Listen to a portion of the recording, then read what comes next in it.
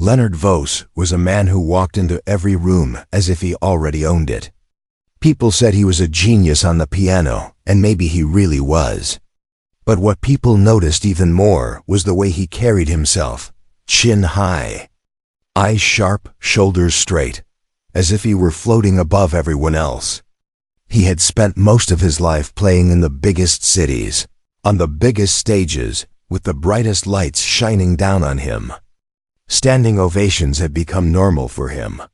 Fancy hotels, expensive suits, and people wanting autographs were all part of his everyday life. Because of this, Leonard began to believe that nobody in the world could match his skill. To him, talent was rare, and he was sure he had more of it than anyone he would ever meet. But fame had changed him. He was no longer the young boy who once sat at a dusty piano, dreaming of touching people's hearts with music. Instead, he became someone who played only to prove he was better than everyone else. The softness in his music had faded, replaced by cold perfection. People admired him, yes, but very few loved him. Even fewer felt comfortable around him. He was the kind of person who corrected others, even when no correction was needed. He never asked questions. He only gave opinions. And when someone tried to compliment him, he often responded with a smile that didn't reach his eyes. One day, Leonard received an invitation to perform at a small-town charity event. At first, he didn't want to go. A small town? A community hall? That was not the kind of stage he believed he deserved. But his manager insisted, saying it would be good for his public image. So with a sigh and very little excitement, Leonard agreed. He arrived in the town expecting a quiet event where he would perform for a crowd that would admire him simply because he was famous. He imagined the people would be grateful, maybe even starstruck. He thought he would be doing them a favor just by showing up. When he arrived, the townspeople greeted him kindly. They brought him homemade food, offered to show him around, and even thanked him for coming. But Leonard barely paid attention. He nodded politely, but inside, he was bored and impatient. He didn't see talent around him. He didn't see anything that interested him. To him, this small town was just another place where he could easily impress people without trying too hard. As he walked around the community center before the event, he noticed an old upright piano in the corner of the room. It looked worn out, with scratches on the wood and keys that had yellowed with age. Leonard stared at it as if it were beneath him. A world-class pianist like him would never choose to perform on something so cheap, even if it was the last piano on earth.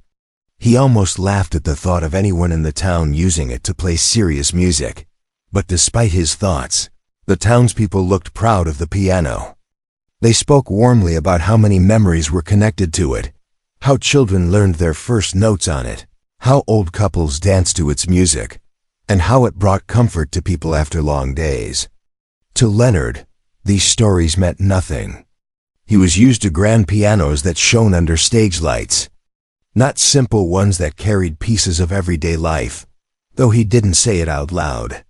Leonard felt sure that no one in this small town could possibly understand music the way he did. They might appreciate it, but they could never reach his level. He believed the night of the charity event would be easy. He would play, they would clap, and he would return to his big city concerts feeling satisfied that he had once again proven his excellence. Little did he know, this small town held a secret he was not prepared for. And the old piano he looked down upon would soon teach him a lesson he never expected.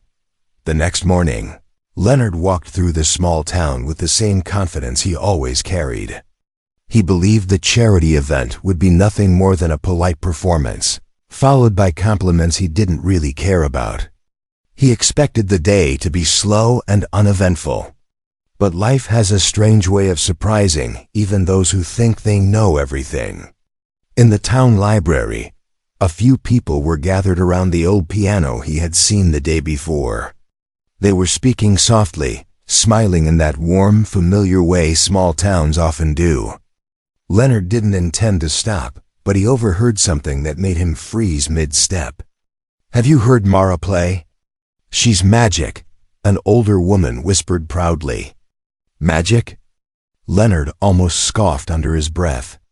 To him, music came from technique, not magic. A small group of teenagers nodded eagerly. Mara can make that old piano sound brand new, one said. You should have heard her last night. We stayed late just to listen. Leonard felt a strange irritation rise inside him.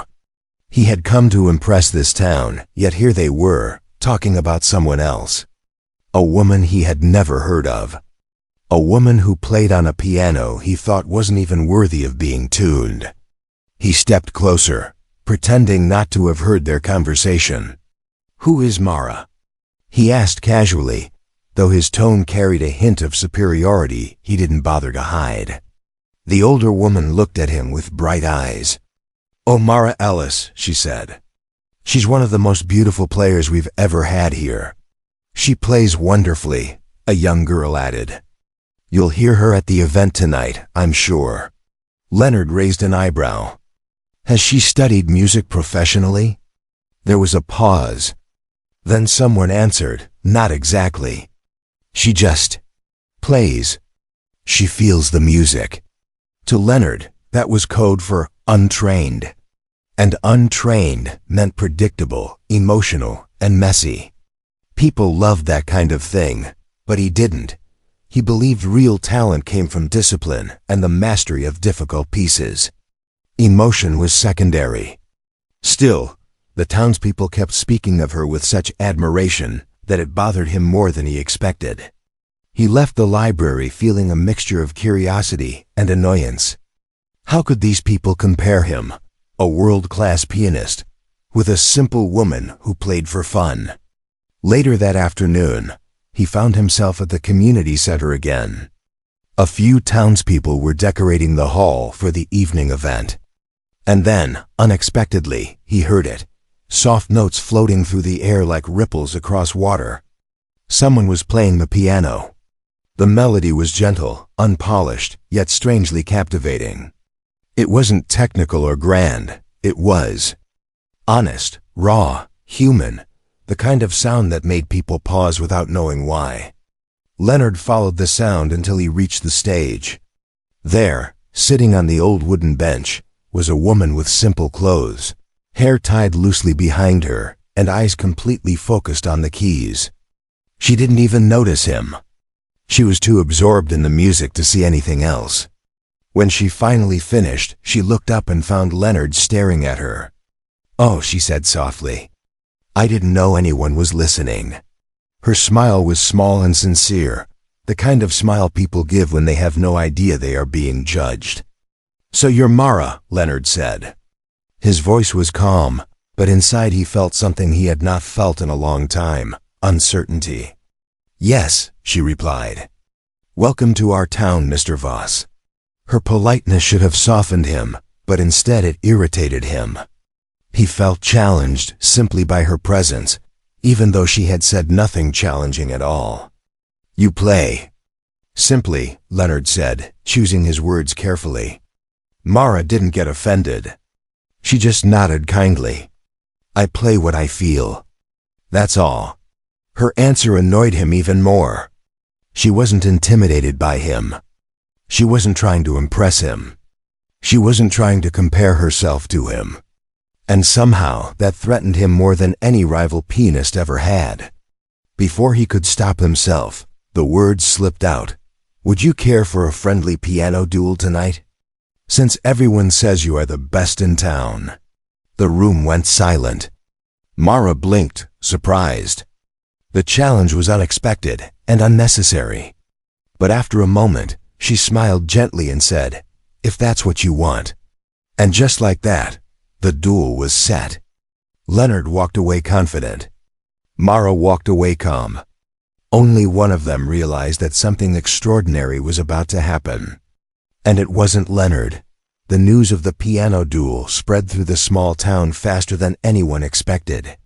At the bakery, people whispered about it over warm bread. At the school, children giggled excitedly, imagining their gentle librarian, Mara, facing off against the famous Leonard Voss. Even the local radio host mentioned it with a cheerful laugh, calling it the most unexpected entertainment of the year. But while the town buzzed with excitement, Leonard felt something very different. He told himself that the duel was nothing. A tiny spark in a boring day. A small surprise added to his otherwise predictable visit. Yet deep inside, he felt a tightness he couldn't explain. His ego, always so large and unshakable, suddenly felt fragile. He spent the afternoon practicing alone in his temporary room above the old guest house. The piano they had provided wasn't perfect, but at least it was better than the one Mara used. Leonard's fingers moved across the keys with practiced ease, every note sharp and controlled. But instead of feeling satisfied, he felt restless. He made mistakes he normally never made. His rhythm was steady, yet something felt off. The music didn't breathe. He blamed the town for distracting him. He blamed the old instruments. He even blamed Mara's soft smile, which had strangely stayed in his mind longer than he wanted. "It's nothing," he muttered to himself. "Just a simple woman with simple talent." But the thought didn't comfort him. Meanwhile, Mara spent her afternoon very differently. She didn't rehearse at all.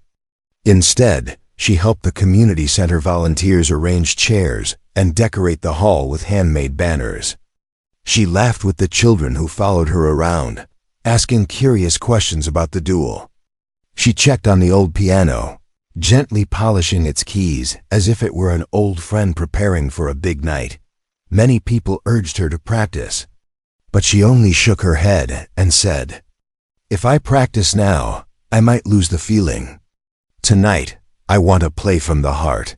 She wasn't afraid of the duel, not because she believed she could win, but because she didn't see it as a competition. Music, to her, had never been about showing power or proving skill. It had always been a place to express what words couldn't, a safe place, a quiet place, and she hoped Leonard would find some of that peace too, though she doubted he was looking for it. As the evening approached, Leonard dressed in his finest suit, even though it was only a community hall performance. He stood in front of the mirror, fixing his tie, trying to regain the confidence he usually felt before a concert. "This is your stage," he reminded himself. "And she is just a local player." He repeated those words like a mantra, but something in his reflection looked different tonight. His eyes held a hint of worry that he quickly brushed off. Across town, Mara wore a simple soft blue dress, one she had owned for many years. It wasn't new or glamorous, but it felt comfortable. She tied her hair loosely, letting a few strands fall naturally around her face. She didn't need a perfect appearance. She just needed to feel like herself. As she walked toward the hall, people greeted her warmly. "We believe in you, Mara. You'll be wonderful. Show him what our little town can do." She smiled shyly at each person, grateful but slightly embarrassed. She wasn't trying to defeat anyone. She was just going to play. When Leonard entered the hall, the crowd stirred with excitement. People stared as if a celebrity had just stepped into a movie scene. Leonard gave a polite nod, used to admiration, though tonight it felt somehow thinner, less comforting. Then Mara entered. The excitement didn't change into screaming or applause. It changed into gentle warmth, soft smiles, familiar eyes. Love, not admiration. And that difference hit Leonard immediately. She didn't need applause to feel welcomed. She already belonged. When their eyes met across the hall, Leonard felt something unexpected, something he had not felt on any grand stage in years. A flicker of doubt. He pushed it away quickly and straightened his shoulders. The duel was moments away. The town waited eagerly. Mara remained calm. Leonard pretended to be.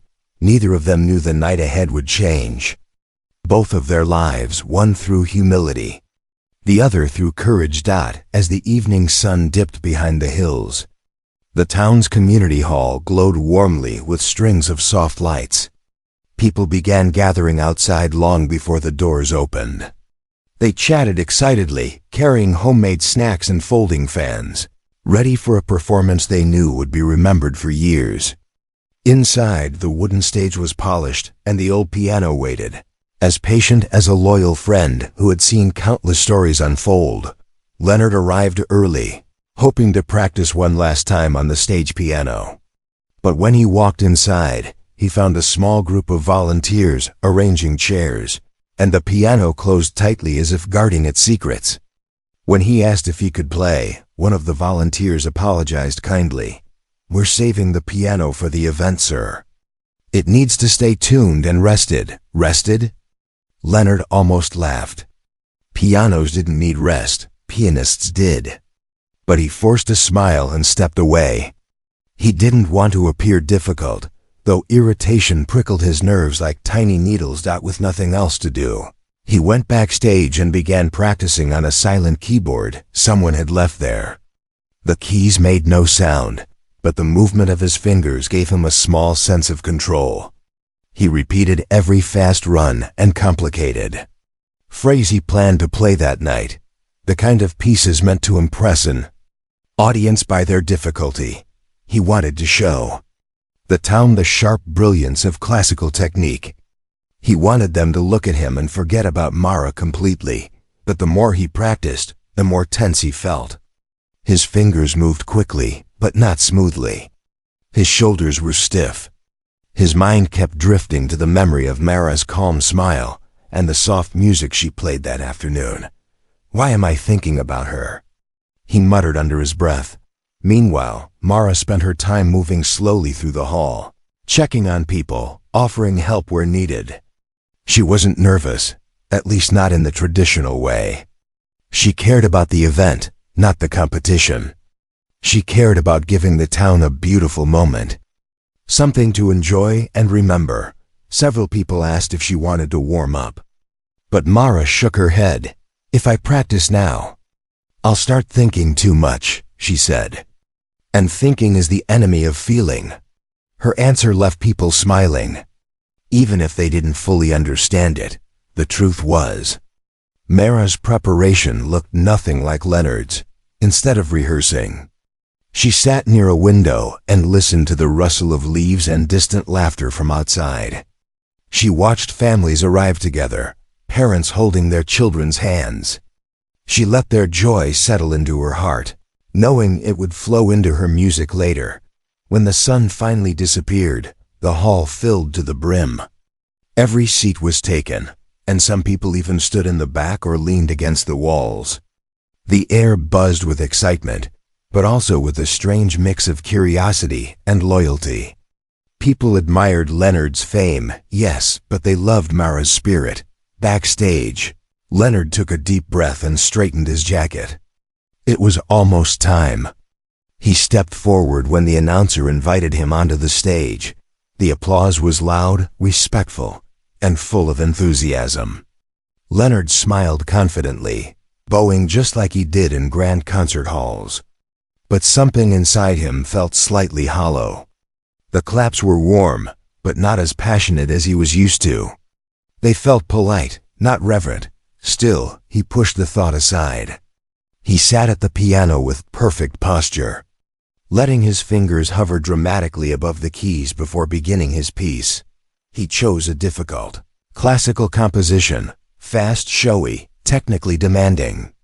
Every note was sharp and quick, like a series of bright sparks. The audience watched in awe as his hands danced across the keys with machine-like precision. He played flawlessly. Not a single mistake. Not a single hesitation. But as the last note faded into the room, the hall felt strangely still. The applause that followed was certainly appreciative, loud even, but it lacked the spark Leonard was searching for. It felt like the crowd admired his skill, but something in their reaction felt incomplete. Leonard stood, bowed again, and walked off stage with a tight smile. Behind him, Mara approached the piano quietly, almost shyly. There were no dramatic steps, no sweeping gestures, no rehearsed confidence. She simply existed, calm and centered. Like someone who knew that music wasn't a battle. It was a gift. and the moment she sat down, Leonard felt a sharp twist in his stomach. As if something important was about to change. He didn't know what it was, but he was about to find out. When Mara stepped onto the stage, the atmosphere inside the hall shifted in a quiet but powerful way. It was as if someone had gently dimmed the world's noise, leaving only a soft anticipation hanging in the air. She didn't walk with the dramatic confidence Leonard had shown. She didn't have a sparkling outfit, nor did she move with practiced elegance. Instead, she walked with the calmness of someone who belonged not to the stage, but to the people sitting before her.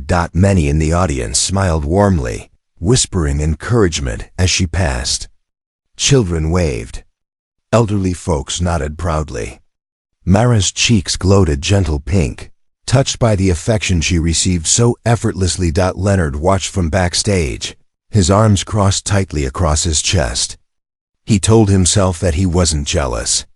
He was simply observing, judging, comparing, but a thin thread of discomfort tugged quietly inside him. Mara had played only a few notes earlier that day, yet somehow, she had captured the town's heart in a way his flawless performance had not. When Mara reached the piano, she paused for a moment and rested her hand on the old wooden frame. Her expression softened, like someone greeting an old friend. She ran her fingertips across the keys, not checking for sound or alignment, but feeling them, really feeling them, as if reminding herself why she loved music in the first place. Some audience members leaned forward, expecting her to begin immediately. But Mara didn't rush. She closed her eyes, took a slow breath, and allowed silence to settle into the room. It wasn't an awkward silence, the kind that made people fidget. It was peaceful, like the quiet before a sunrise. Leonard didn't understand it. Silence wasn't music. Silence wasn't technique. Silence wasn't impressive. So why did it feel so powerful? Finally, Mara opened her eyes and let her hands fall onto the keys. The first note she played was soft, so soft that Leonard frowned, thinking the piano might not respond well. But then came the second note, and the third, gently weaving into a melody that seemed to rise out of the floorboards, out of the worn wood, out of the air itself. It wasn't technically complex. It wasn't filled with fast runs or difficult chord structures. Instead, it was warm, honest, alive. The melody swirled gently through the hall like a breeze carrying memories in its arms. It was the sound of quiet mornings, of laughter shared in kitchens, of long walks on evenings. After rain. It was the sound of heartbreak mended and hope rediscovered. Every note felt like a story, a whisper, a confession. Some audience members closed their eyes. Some clasped their hands together. A few brushed away tears before they could fall. Leonard didn't move. His heart, so used to being guarded by layers of pride and ego, felt something it hadn't felt in years. Vulnerability. Mara's music didn't challenge his skill. It challenged his soul. She continued playing, her fingers drifting gracefully across the keys, as if the piano itself was guiding her. It was clear now why the town adored her. She didn't play to impress. She played to connect.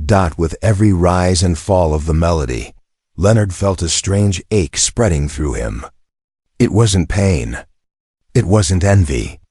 It was recognition, the realization that he had once played like this too.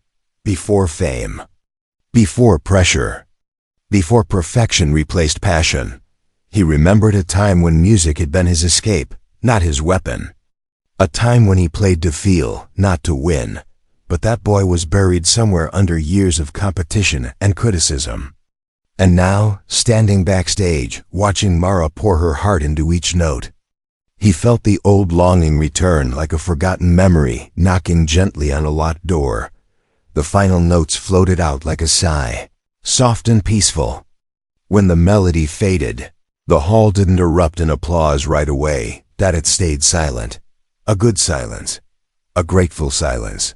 Then, without warning, the entire room burst into applause so loud and heartfelt that Mara flinched in surprise. She wasn't used to big reactions. Her smile appeared shy, almost nervous, but her eyes sparkled with warmth. Leonard stepped back. Breath caught in his throat, for the first time in a very long time. He realized he wasn't the best musician in the room. Not because Mara was more skilled, but because she was more true, and that truth was something even he couldn't ignore. The applause faded slowly, like waves pulling back into the sea, leaving behind a room full of astonished faces. Mara stood from the piano bench with a gentle, almost shy bow. She wasn't glowing with pride or victory. She simply looked grateful, as if she had shared something precious, and was happy people received it with kindness. But backstage, Leonard stood frozen. He had watched the entire performance from behind the curtain, his heart pounding in ways he didn't understand. His hands, the same hands that had played on the grandest stages in the world, now trembled slightly. He kept flexing his fingers, trying to shake off the feeling. But it clung to him like a shadow. Mara's music had reached a place inside him that he thought no longer existed, a place he had sealed shut long ago. He didn't know whether to feel inspired, threatened, humbled, or ashamed.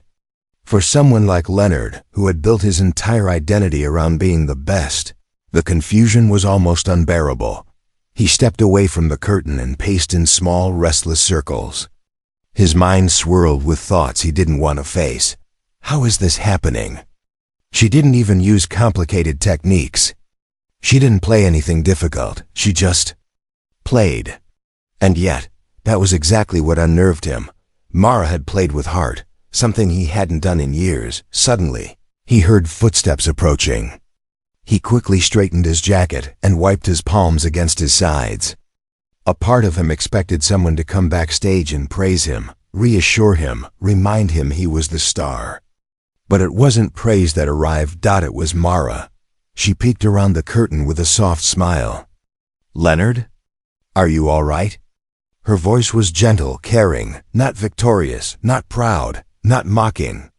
She didn't seem to realize she had just shaken the foundation of his entire musical world. Leonard stiffened. "I'm fine," he said quickly, too quickly. Mara stepped fully backstage, still smiling with that warm innocence he couldn't understand. "Your performance was wonderful earlier." He blinked. She was complimenting him, after outperforming him in the most emotional way possible. She was still humble enough to praise him, sincerely. Leonard nodded stiffly. "Thank you," he managed. "Yours was unexpected." Mara tilted her head. "Unexpected?" He swallowed. His pride tried to rise, but the memory of her playing silenced it. "I didn't expect you to play like that. What did you expect?" She asked kindly, with no judgment in her tone. Leonard opened his mouth, then shut it. What had he expected? Someone untrained? Someone simple? Someone ordinary? He couldn't admit that. Mara didn't push. She simply gave a soft breath of laughter and turned to sit on an empty chair backstage. "I'm glad the town enjoyed it. I just wanted them to feel something special tonight." Leonard watched her, puzzled. "You weren't trying to win?" Mara looked up with a gentle expression. "Win? Oh, Leonard. Music isn't a battle. Not for me." Those words struck him harder than any critique he had ever received. Not a battle, not a competition. Music had always been those things to him, something to conquer, something to dominate, something to use to prove himself. But for Mara, music wasn't a sword. It was a bridge. The two sat quietly for a moment. Leonard stared at his own hands, noticing how tense they looked. Mara noticed too. "Your fingers," she said softly. "They look tired." He frowned. "They're fine." She smiled knowingly. "They're tired, Leonard. But not from playing. From carrying too much." He didn't understand at first. Then he did. She wasn't talking about fingers. She was talking about him. His pressure. His fear of failure. His constant need to be perfect. "I don't carry anything," he said defensively. Mara only smiled again. not arguing, not correcting him. Just offering the quiet understanding of someone who had lived through her own storms. "You don't have to be strong all the time, you know," she said softly. "Music doesn't ask that from us." Leonard looked away, feeling an unfamiliar sting behind his eyes. He took a shaky breath, and for the first time that night, he realized something painful but true. Mara had not just defeated him on the stage, she had exposed the cracks in a life he thought was flawless. And the worst part was, he wasn't angry, he was relieved. Someone finally saw the way he had been hiding and didn't judge him for it. The hall slowly emptied as people drifted out into the cool night air, still buzzing with excitement from the performances. They talked about the duel in warm, animated voices, praising Leonard's skill but marveling even more at Mara's unexpected brilliance. Inside, however, the backstage area remained quiet. Only a soft light glowed above, casting gentle shadows across the wooden floor. Leonard sat on a small bench, staring at the ground as if he were studying the texture of the flooring. His mind replayed Mara's performance again and again. Each note, each pause, each breath. He felt strange, not defeated, not embarrassed, but exposed. As if someone had gently peeled away the layers of pride he had worn for years. Mara sat across the room, sipping from a small paper cup of warm tea. She didn't speak. She understood that silence sometimes offered more comfort than 1,000 words. After a few minutes, she set her cup down and leaned forward slightly. "Leonard," she said gently, "can I ask you something?" He looked up slowly. "What is it?" "When did you start playing the piano?" The question surprised him. Of all the things she could have asked, about technique, about rivalry, about winning or losing, she asked about the beginning. The simple, human beginning. He hesitated. "I was 6, he said eventually. "My mother bought a small keyboard. I used to play random keys just to hear the sounds. She thought it was cute. My father thought it was a waste of time." Mara listened quietly, her eyes soft with interest. Leonard continued, almost without realizing he had opened the door. "My father wanted me to be perfect. He said talent meant nothing without hard work. So I practiced, and practiced, and practiced, until music wasn't fun anymore. It became a duty." There was a long pause. Mara didn't interrupt.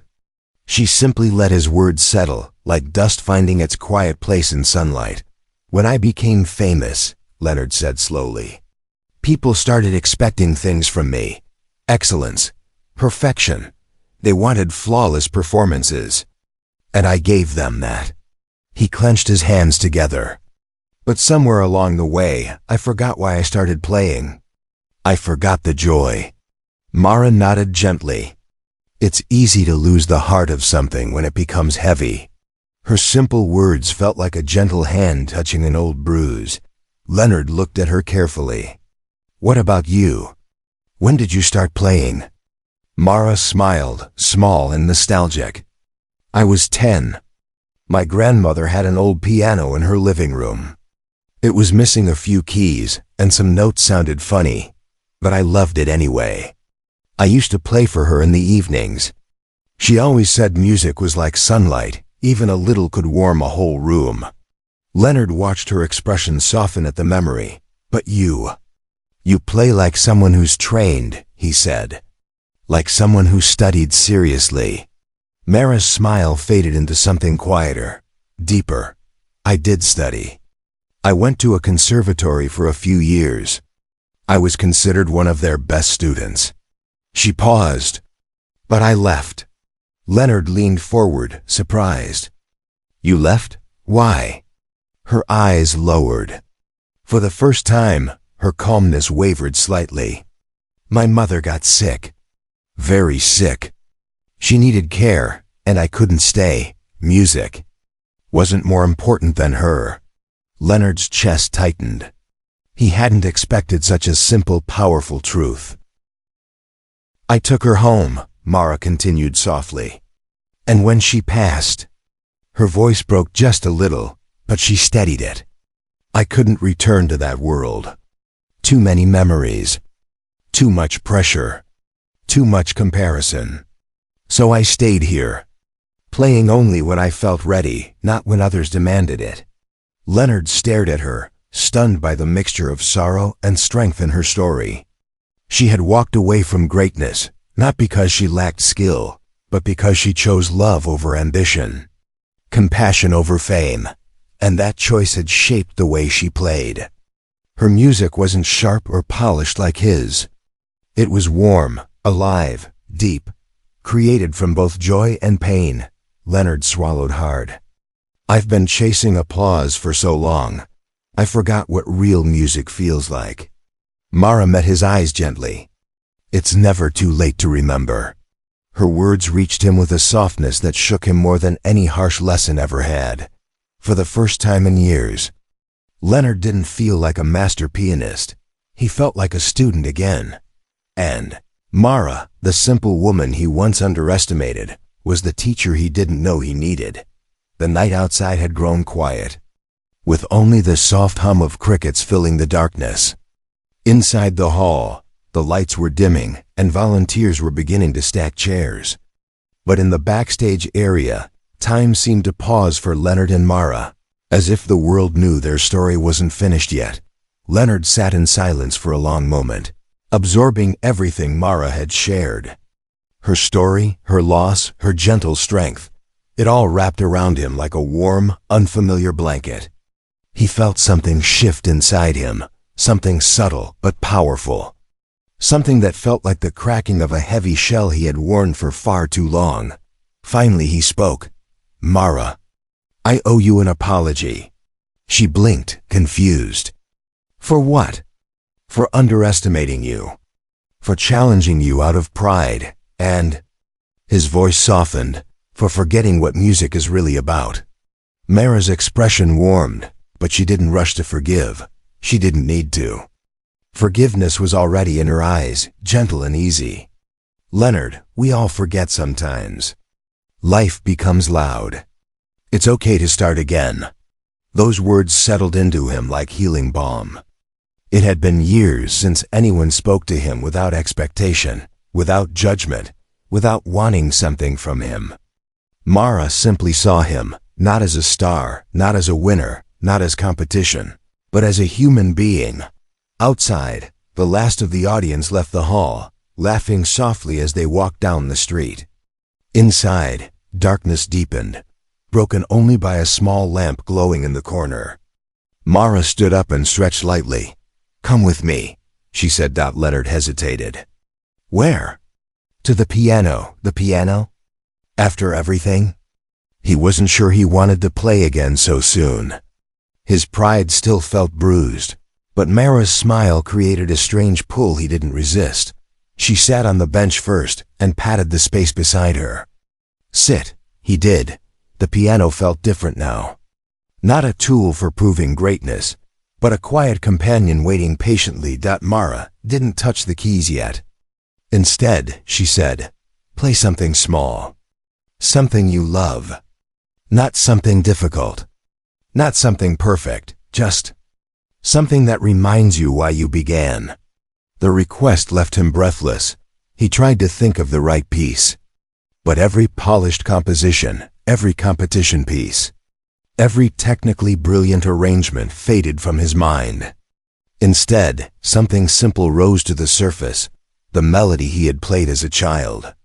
When music still felt like magic, slowly, unsurely, he laid his fingers on the keys and played the first notes. They were soft, uncertain, imperfect, but they were real. Mara listened quietly, nodding with encouragement every time his confidence wavered.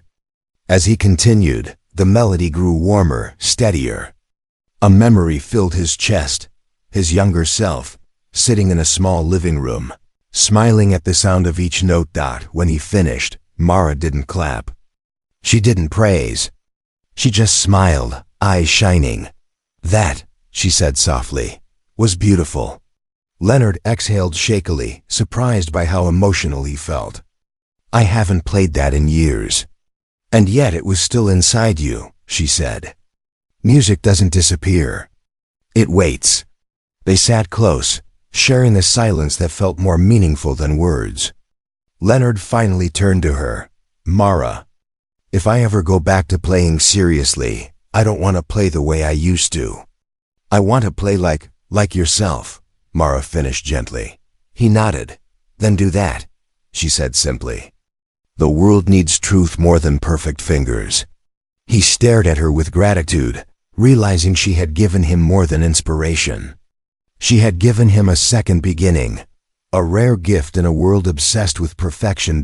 As they walked out of the hall, the old piano sat quietly behind them, its keys resting after a night of honesty and transformation. Leonard paused at the door and looked back, understanding that this room, this night, this duel, had changed him forever. Mara stepped outside first, breathing in the cool night air. Leonard followed, feeling lighter than he had in decades. Thank you, he said softly. Mara smiled. For what? For reminding me that music is alive. They walked down the quiet street together, not as rivals, not as winner and loser, but as two musicians who had found a shared truth. And Leonard knew, deep in his heart, that he would never forget the moment the simple woman had shown him the most powerful performance of his life.